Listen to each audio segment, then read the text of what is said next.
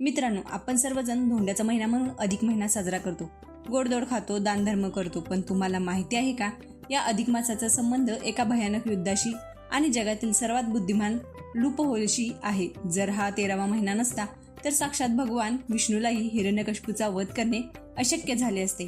आजच्या व्हिडिओमध्ये आपण अधिक मासाचे ते रहस्य उलगडणार आहोत, जे कदाचित तुम्हालाही आजवर कोणी सांगितले नसेल. कथा सुरू होते एका महाबली असुरापासून. हिरण्यकशिपू, त्याला अजरामर व्हायचे होते, पण निसर्गाचा नियम आहे की जो जन्माला येणार तो मरणारच.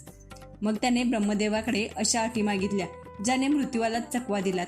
त्यातील पहिली अट: ब्रह्मदेवा, तुम्ही निर्माण केलेल्या 12 महिन्यांपैकी कोणत्याही महिन्यात मला मृत्यू येऊ नये. दुसरी अट: मी घरात मरणार नाही की घराबाहेरही मरणार नाही. तिसरी अट: मला दिवसा मरण येऊ नये किंवा रात्रीही नाही. चौथी अट: मानव, देव किंवा प्राणी कोणीही मला मारू शकणार नाही. पाचवी अट: कोणत्याही शस्त्राने माझा शेवट होणार नाही. ब्रह्मदेवाने तथास्तु म्हटले आणि हिरण्यकशिपूला वाटले की तो आता स्वतः देव झाला आहे.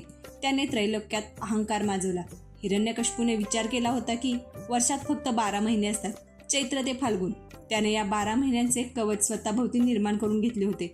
पण तो विसरला की निसर्गाच्या चक्रात दर 3 वर्षांनी एक गॅप निर्माण होतो. सूर्याचे आणि चंद्राचे गणित जुळवण्यासाठी विष्णूंनी अधिक मासाची योजना केली. हा तो 13वा महिना होता, जो हिरण्यकशिपूच्या वरदानाच्या यादीतच नव्हता.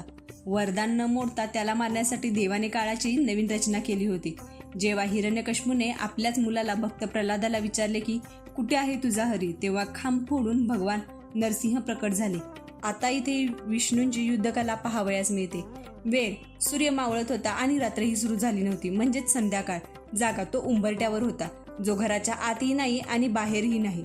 स्वरूप: नरसिंह, जे पूर्ण मानवही नाहीत आणि पूर्ण प्राणीही नाहीत. महिना: सर्वात महत्त्वाचा हा अधिक मास होता, ज्याचा उल्लेख वरदानात नव्हता. शस्त्र: देवाने आपल्या नखांनी त्याचा वध केला, जी शस्त्राच्या व्याख्येत येत नाहीत. म्हणून अधिक मासाला पुरुषोत्तम मास असेही म्हणतात.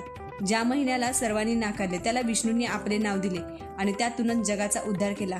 हा महिना आपल्याला शिकवतो की जेव्हा सर्व दरवाजे बंद होतात तेव्हा श्रद्धा असेल तर देव स्वतः 13वा दरवाजा उघडतात. तर मित्रांनो, ही होती अधिक मासाची ऐतिहासिक आणि पौराणिक बाजू. तुम्हाला ही माहिती कशी वाटली हे कमेंट्समधून नक्की सांगा.